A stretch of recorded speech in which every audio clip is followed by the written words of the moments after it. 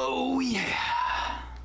So today we are unboxing and reviewing the Tamron 28 to 75 2.8. I'm so freaking excited. Let's get into it.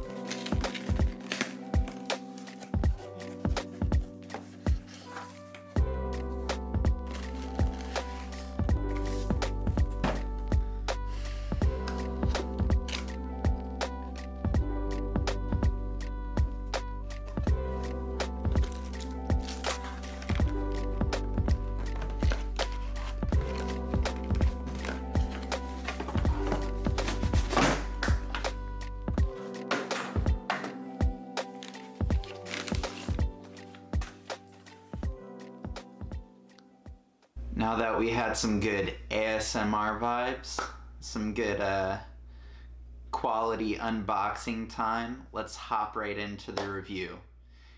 Cue that sexy, smooth Tamron B-roll. Here we go.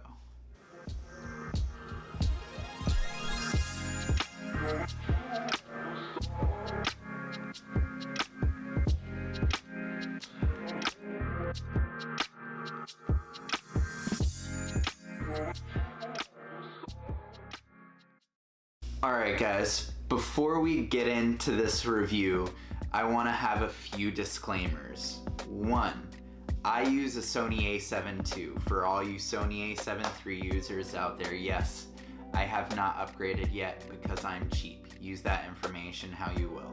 Two, I normally use primes. I'm partial to them. I love them. They're sharp. The bokeh is smooth. I love it. I love how it looks.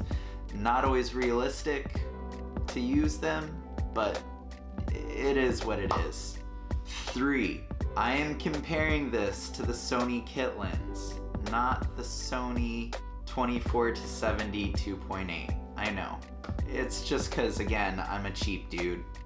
That's what I use. Alright, with all that in mind, let's hop into it. Now, first thing I want to do is we've got the Tamron right here. I've been filming this with the Sony kit lens, so I kind of want to show you guys the difference in it. Ooh yeah, first try. Do a little transfer. How's that look? Let me know down in the comments. I feel like it looks pretty good. Think it's a little sharper. Definitely got a little more bokeh in the background. First, I want to start with the pros. For one, the value. Holy crap. This lens is only 700 bucks, or mine was. You can buy it brand new for 800 bucks. The value of buying a 28 to 75 2.8 for that low of a cost is pretty dope. Two, the focus on this lens from a photo perspective, I think is pretty dang good. It focuses on the face pretty quick, especially for a continuous focus. It does a pretty good job of hitting the target. Three, this thing is pretty sharp. I'll show you guys some images and some video that I've got with this lens already. Yeah, this lens is pretty sharp. I really like it.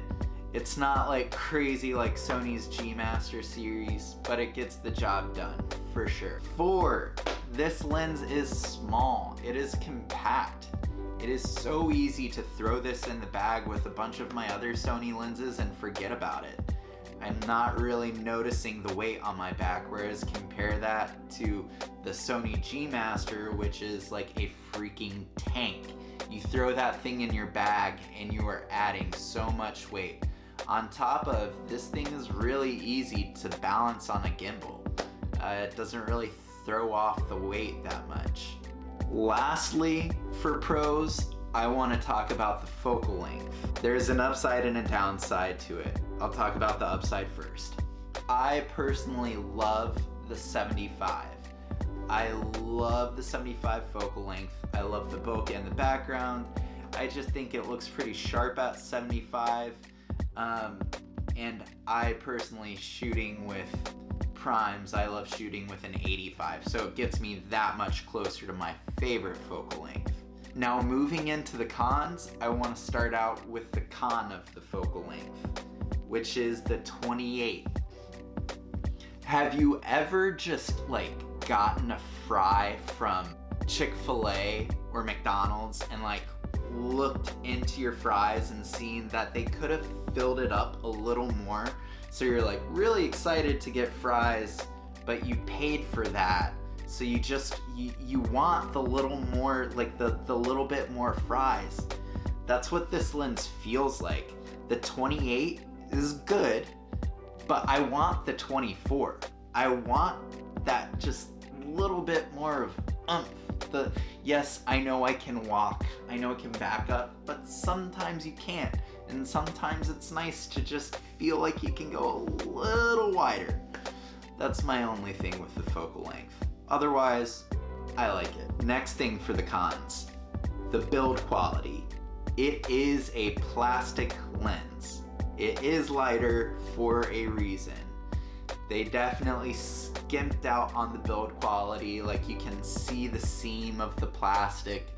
I wouldn't call it a cheap lens. It still kind of feels like hefty. Like, you know, the glass is good, but you're definitely not getting like the weather sealed protection from it. And I already scratched it on my gimbal really easily. So keep that in mind. Lastly, for this lens, I know it sounds weird, but the character of the lens. It's that X factor that every lens has. When you look at it, you're like, ah, that's why that lens is good. Okay, that's an interesting thing about that lens. You just don't get that with this lens. It's good, and it looks great, but there's no defining characteristic that makes this lens better than any other lens, I would say. It just does its job really well for pretty cheap. And that's where, if I would have to rank this lens, I would give it a 7 out of 10 for just lens quality in general. It does its job. It's what you need it to be. What is the like famous Batman quote? It's not the hero you wanted, but it's the hero you needed. This definitely is the lens that you should have in your bag. It's not a crazy lens, but it is definitely gonna be effective. So overall, yeah, 7 out of 10 for the lens, but I have to give it an 8 out of 10, just overall value. This lens is a great value, and I definitely would recommend it to people, especially considering the next best thing you're gonna get from a lens like this is from Sony, which is like almost $2,000 more expensive. I don't know. Maybe Sigma if you're into Sigma, but especially if you're really looking for a difference in quality, which even I've seen comparisons, the difference in quality isn't that crazy. Overall, it's a great lens. Feel free to let me know what you think in the comments. I'm definitely gonna be doing more reviews on lenses, especially on the cheap end, just because that's kind of where I'm at. Not everyone is a photographer that has money to throw into these really expensive lenses and these really crazy cameras. Some people are on a budget and they work with what they've got. So with that being said, I hope you guys enjoyed. Please hit the like button. Please subscribe if you haven't already, and I will see you guys in the next video. Peace.